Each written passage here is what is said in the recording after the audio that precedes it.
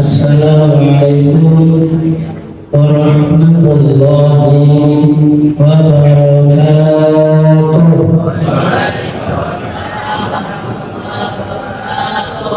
Bismillahirrahmanirrahim.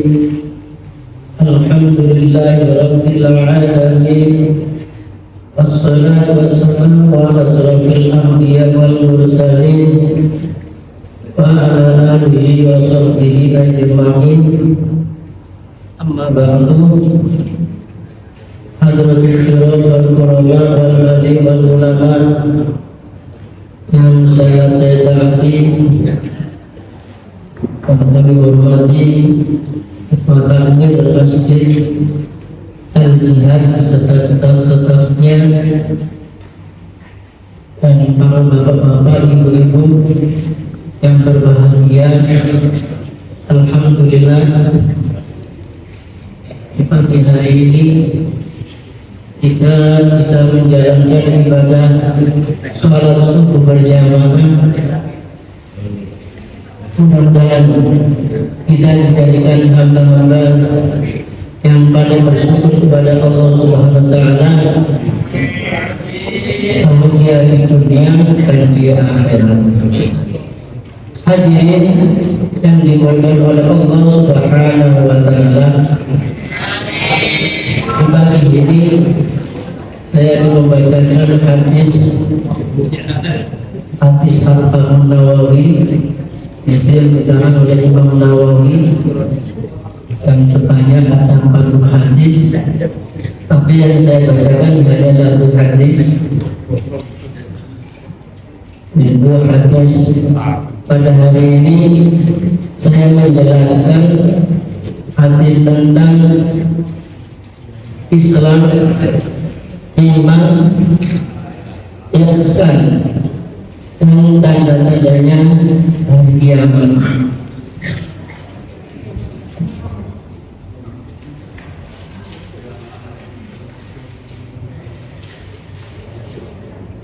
Bismillahirrahmanirrahim. Al-Umar radhiyallahu anhu aidan qala bainama nahnu julusun inda Rasulillah sallallahu alaihi wasallam da'awun ittala alaina rajulun syadidun bayadun siyadun syadidun sawati syahri. Di sini diceritakan dari Umar radhiyallahu anhu. Beliau mengatakan, Sayyidina Umar, ketika kita duduk dengan Rasulullah SAW, pada suatu hari muncullah seorang laki-laki, Sajidul Bayadun Sihabi, yaitu pakaiannya sangat putih, bahasa itu syawal disari, dan rambutnya itu sangat hitam. La yurul alaihi azam safari, dan tidak tahu datangnya kapan, tahu-tahu sudah ada di depan. Wala ya'rifuhu min ahadun, dan di antara kami semua itu tidak ada yang kenal siapa laki-laki tersebut. Tidak tahu datangnya, tahu sudah ada di depan. Bekas apa langkahnya pun tidak ada bekasnya, tidak terdengar. Yang tahu ada di depan dan tidak ada yang mengenali di antara kita semua. Ini katanya Sayyidina Umar. Hatta jalasa ila Nabi sallallahu alaihi wasallam, sehingga dia itu berhadapan dengan Rasulullah sallallahu alaihi wasallam. Fasnada rubbatihi ila rubbatihi wa wadafai ala fadlai wa qala ya Muhammad. Kemudian apa itu ridwannya itu dipepetkan dengan hidungnya Rasulullah SAW, dan tangannya itu di atas pahanya. Kemudian dia bertanya kepada Rasulullah, "Waqala ya Muhammad, akhbirni anis Islam." Dia bertanya kepada Rasulullah SAW, "Ya Rasulullah, ya Nabi Muhammad, ceritakan saya tentang Islam. Apa Islam itu? Faqala Rasulullah sallallahu alaihi wasallam, al-Islamu an tashhada an la ilaha illallah wa anna Muhammadar Rasulullah wa tuqimas salata wa tuqiz zakata wa tasawma ramadana wa tahujjal baita in tastati'a ilaihi sabila. Qala sadaka fajibna lahu yas'aluhu fa yusaddiquhu. Kata Rasulullah SAW, ditanya apa Islam itu? Kemudian Rasulullah SAW menjawab, Islam itu membaca syahadat, yaitu asyhadu an la ilaha illallah wa asyhadu anna Muhammadur Rasulullah. Kemudian wa iqamumus shalah, yaitu mendirikan sholat. Kemudian waktu zakat, mengeluarkan zakat, puasa bulan Ramadan, dan haji ke Baitullah bagi yang mampu. Ini kata Rasulullah SAW. Jadi Rasul itu menjelaskan Islam itu membaca syahadat, sholat, kemudian zakat, puasa Ramadan, dan haji bagi orang yang mampu. Sekarang bagaimana dengan kita? Apa benar Islamnya sesuai dengan Rasulullah SAW? Yaitu mau sholat. Kadang-kadang Islam ditanya agamanya Islam. Ketika ditanya sholat tidak. Berarti Islamnya tidak sempurna. Ini termasuk Islam KTP. Ini yang diperhatikan. Kemudian ditanya agamanya apa Islam? Zakat tidak. Ini masuk golongan Islam KTP. Ditanya lagi, kamu agamanya Islam, orang kaya, haji belum? Kenapa kau belum haji? Kalau sekarang memang jaraknya jauh, sampai 30 tahun sampai 40 tahun. Ini ada pertanyaan, seandainya sekarang diberikan oleh Allah cukup, diberikan oleh Allah mampu, kira-kira daftar mana yang dulu yang diwajibkan? Kalau dulu yang diwajibkan adalah haji dulu, karena tidak menunggu. Tapi kalau tahun-tahun sekarang ini, kita yang wajib adalah umroh dulu. Kenapa wajib umroh dulu? Karena mengingat umur kita. Apalagi yang sudah di atas 50. Kalau menunggunya sudah 40 tahun, 50 ditambah 40 tahun berapa tahun? 90 tahun. Itu kalau hidup. Tapi kalau meninggal, masa menunggu sudah meninggal, akhirnya tidak jadi ibadah haji. Maka dari itu yang wajib adalah umrah dulu. Di para ulama sepakat bahwasanya untuk tahun-tahun seperti ini yang diutamakan umrah dulu. Seandainya kita diberikan oleh Allah kemampuan untuk ibadah umrah, diberikan oleh Allah kemampuan harta kita yang cukup. Hadirin yang diberikan oleh Allah Subhanahu wa taala, di sini dikatakan ada kalau Islam itu sholat, dan ini ada sholat yang perlu saya sampaikan, mungkin sering tidak dilaksanakan. Di antara adalah sholat itu rukun qauli. Ini mungkin yang sering kita meninggalkan karena terlena dengan lamun. Yaitu rukun qauli itu di dalam sholat ada 5.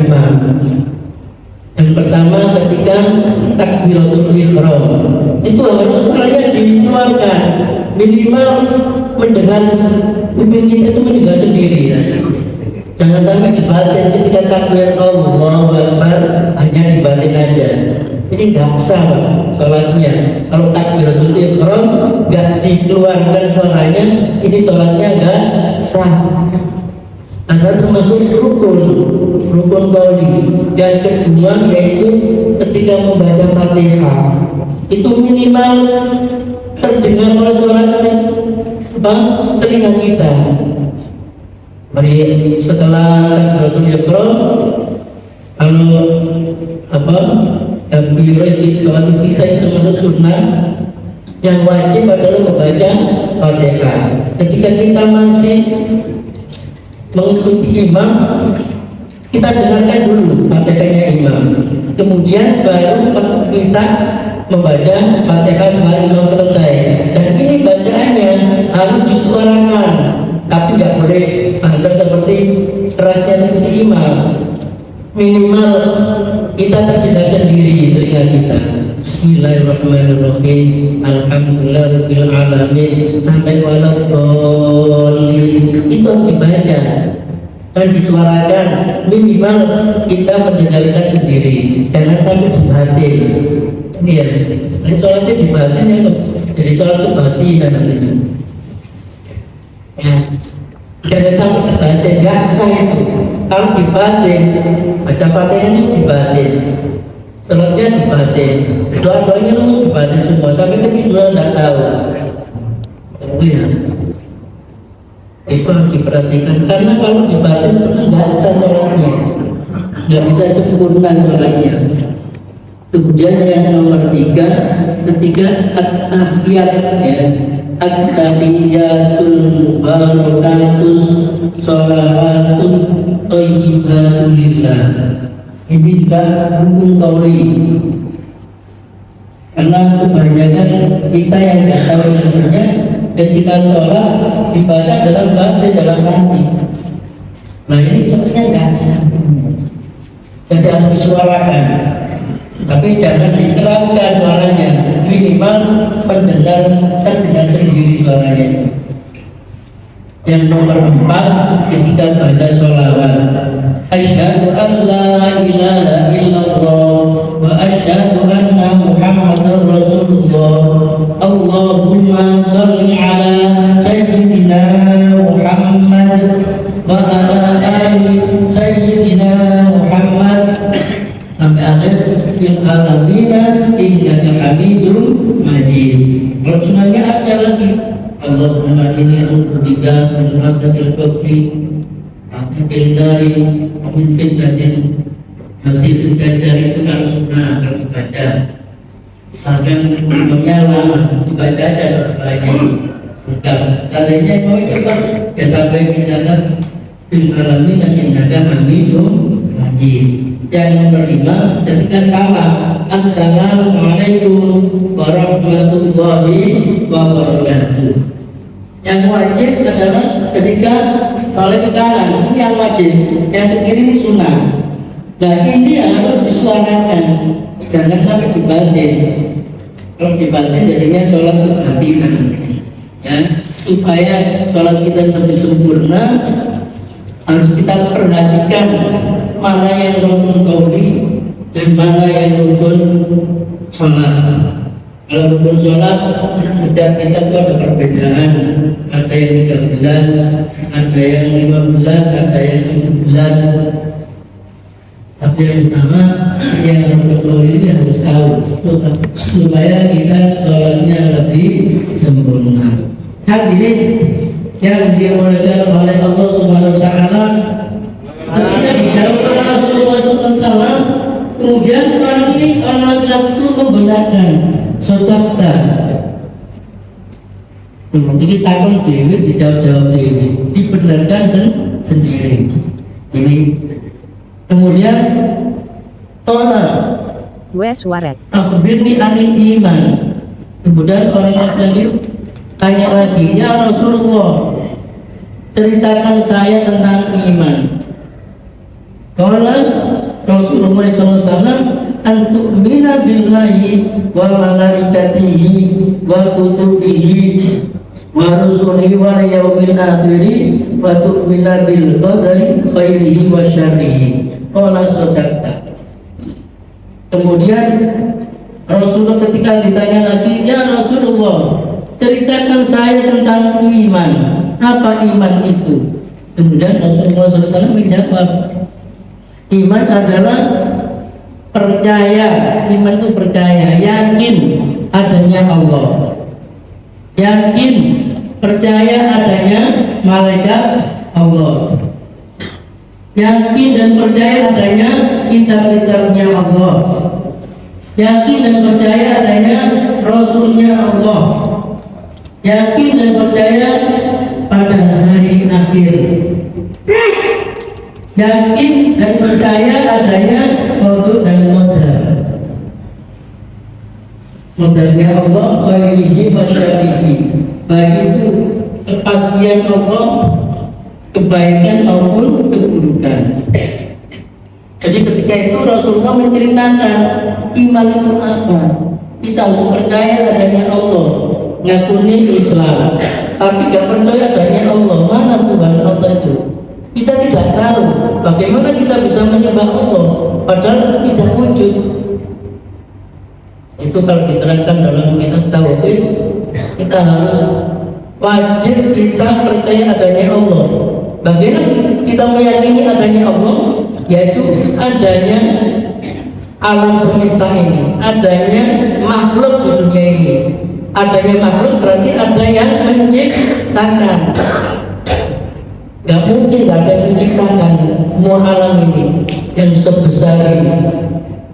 Nah ini harus kita ketahui. Dan Allah itu sangat dekat kepada kita. Dekatnya sampai di mana? Sampai di urat nadi. Itu Allah itu sangat dekat. Kalau kita mau mendekat, kalau kita menjauh, ya semakin jauh.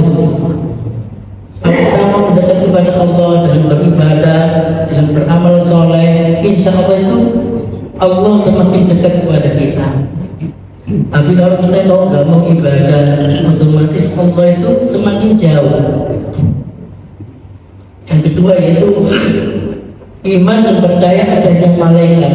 Jadi Allah itu menciptakan makhluk-makhluknya Allah itu diantaranya ada malaikat. Makhluknya Allah itu banyak, tidak hanya manusia, tidak hanya jin, diantaranya ada malaikat. Dan malaikat itu pun yang perlu kita ketahui hanya 10, yang lainnya itu banyak ribuan jutaan itu malaikat. Kemudian kita harus percaya adanya kitab-kitabnya Allah. Di antara kitabnya Allah adalah Al-Quran. Ada kitab Zabur, kitab Taurat, dan kitab Injil. Tapi untuk umat Nabi Muhammad SAW, kitabnya adalah kitab Al-Quran. Dan kitab-kitab yang lainnya sudah musnah semua, tidak ada di bumi ini, sudah dihapus semuanya, sudah diganti dengan oknum-oknumnya tersebut. Di antaranya contohnya Injil. Injil setiap daerah itu sudah berbeda. Tapi kalau Al-Quran sedunia sama. Mulai dari surat pertama Al-Fatihah, Al-Baqarah sampai surat An-Nas, negara Arab ya sama, Indonesia sama, Jerman sama, Inggris sama, tidak ada perbedaan.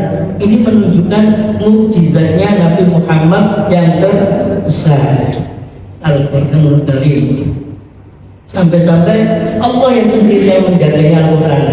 Suatu ketika ada yang ingin memasuk Al-Quran, ingin mengganti isi daripada Al-Quran, tapi Allah sendiri yang menemukannya melalui orang-orang yang hafal Al-Quran.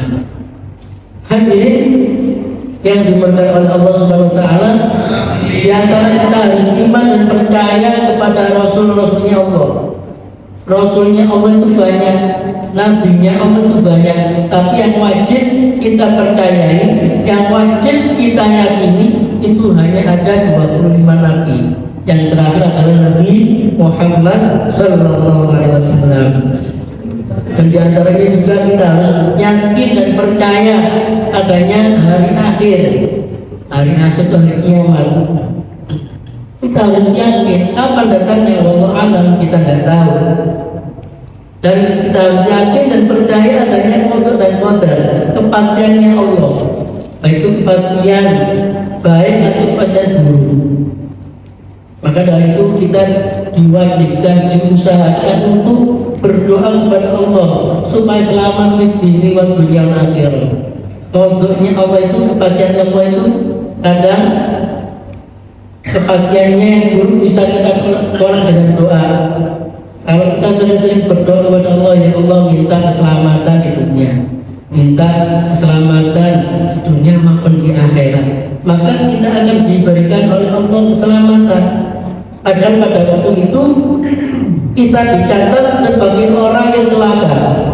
Tapi kalau kita mau doa, minimal doa kunut.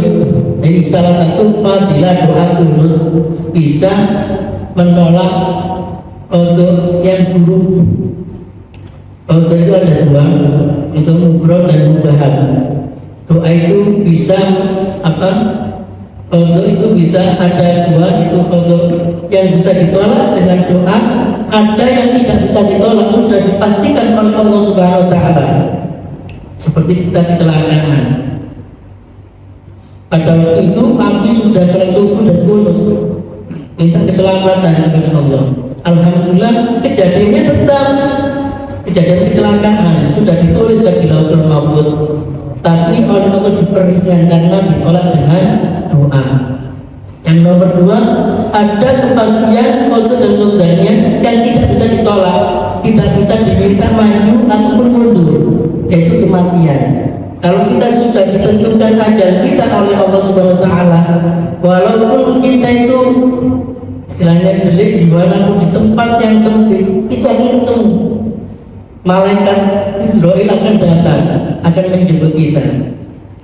Seandainya kita diberitahu hari ini jam sekian ajal kita, itu pasti datang malaikat Jibril.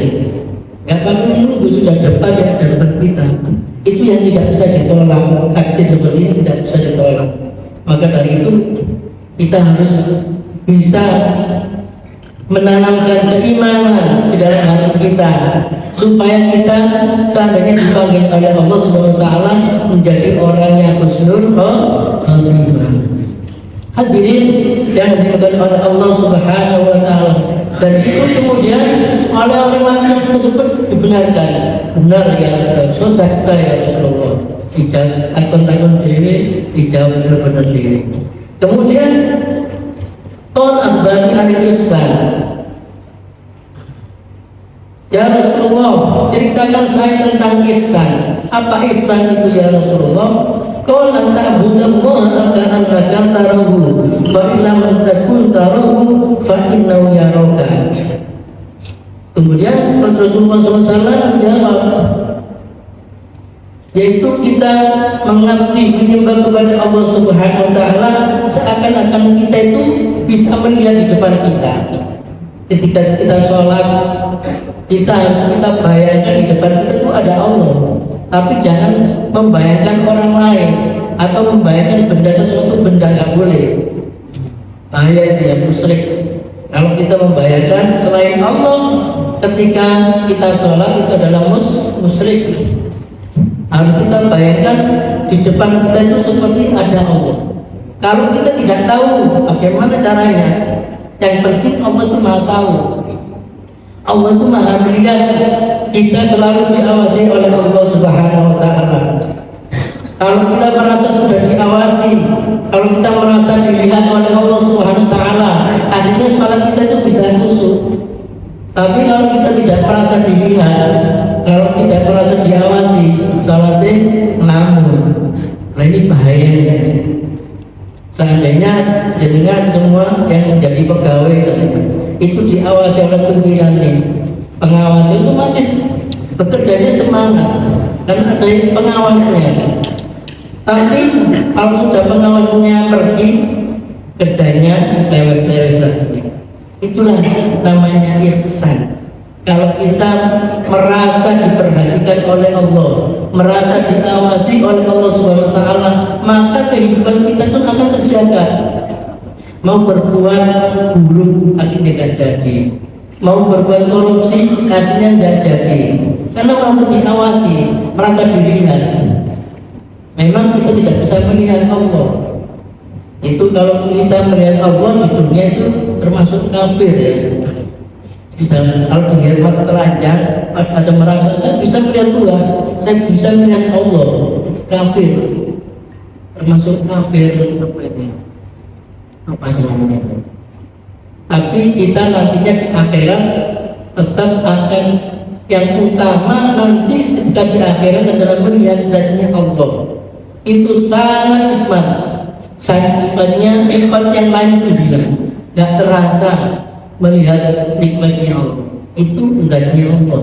Apalagi ada yang di dunia, kalau kita melihat Nabi Muhammad SAW itu sangat luar biasa, apalagi melihat Allah Subhanahu wa Ta'ala. Hadirin yang dimuliakan oleh Allah Subhanahu wa Ta'ala, kemudian orang laki-laki tersebut mengatakan, benar ya Rasulullah.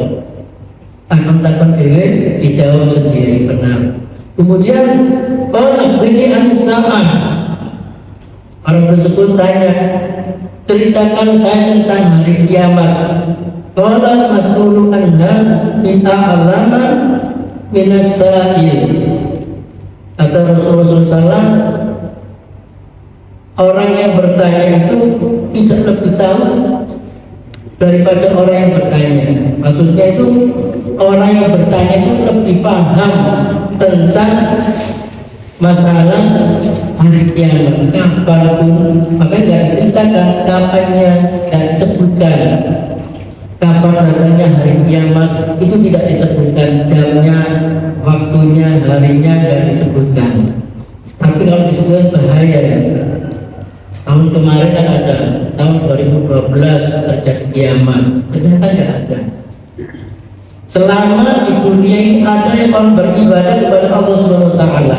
Selama di dunia ini orang ada yang sujud kepada Allah Subhanahu wa Ta'ala, hari kiamat tidak akan datang. Tapi kalau di dunia ini sudah tidak ada yang beribadah, tidak ada yang mau sholat kepada Allah Subhanahu wa Ta'ala, maka akan datanglah kiamat itu yang akan menghancurkan semuanya. Tapi kemudian orang banyak tersebut qala faqini an amaratiha. Beritahu saya, ceritakan saya tentang tanda-tandanya kiamat. Kalau kiamatnya sudah tidak diceritakan, ini rahasia Allah. Walaupun Nabi Muhammad SAW tahu, tapi ini tidak perlu diceritakan kepada umatnya. Karena ini sangat bahaya sekali. Bahaya bagaimana? Terus aku menyebutnya sebagai air ibadah sekarang saya minum. Waktunya seperti itu. Yang tua itu bisa umurnya kita panjang, tapi kalau umur kita itu pendek, apa kita nggak mau ibadah kepada Allah Subhanahu wa Ta'ala? Ini bahayanya kalau diceritakan sebelumnya.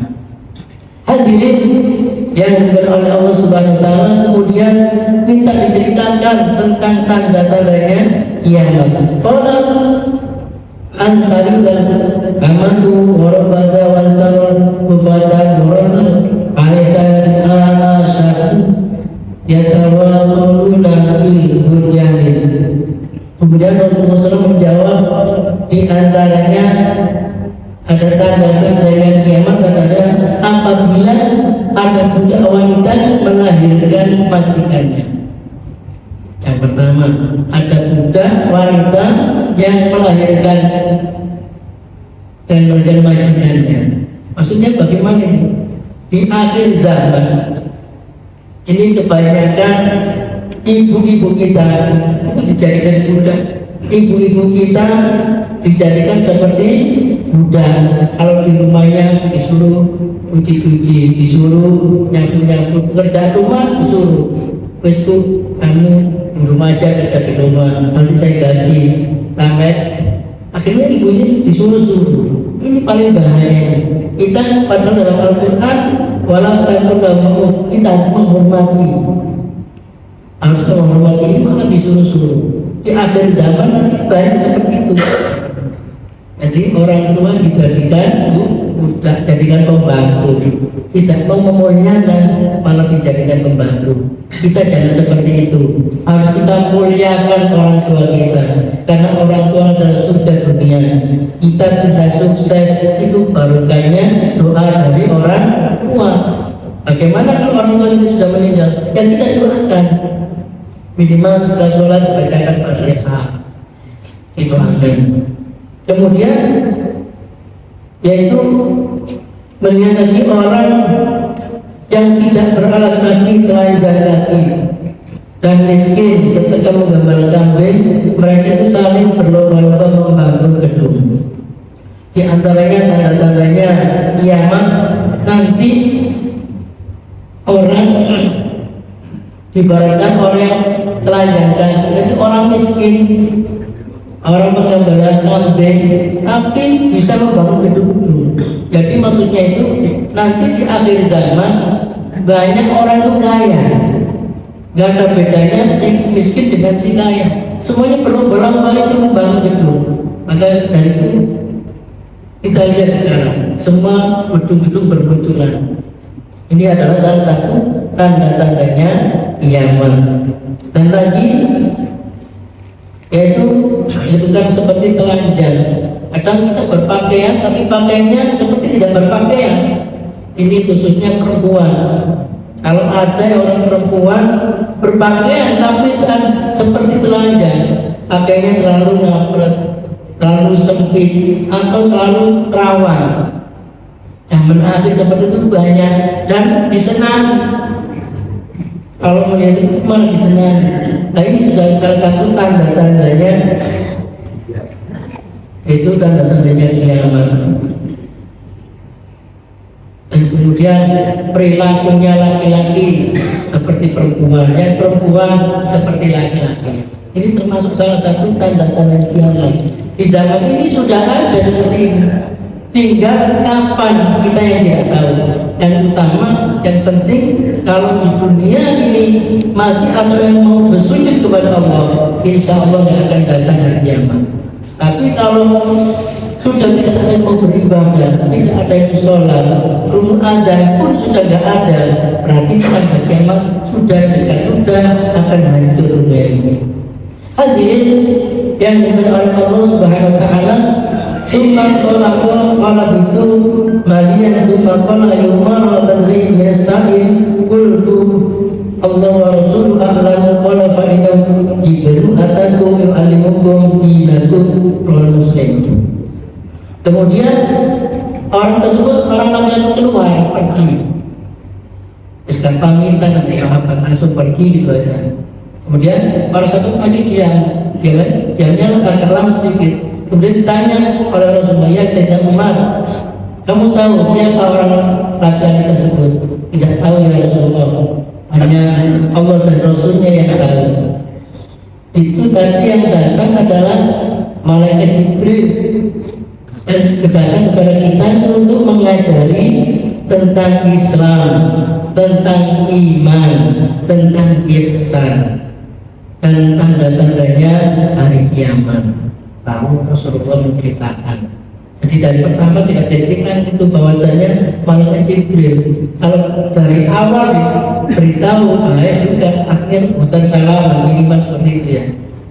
Hadirin yang dimuliakan oleh Allah Subhanahu wa taala, kalau melihat seperti ini, hadis ini, maka kita sebagai orang muslim harus mengetahui ilmu-ilmu agama supaya kita itu lebih mantap ketika kita beribadah kepada Allah Subhanahu wa taala, dan kita mudah-mudahan menjadikan hamba-hamba bisa bersyukur kepada Allah Subhanahu wa taala, dan kelak kita dimatikan dalam husnul khatimah. Ihdinas siratal mustaqim. Assalamualaikum warahmatullahi wabarakatuh.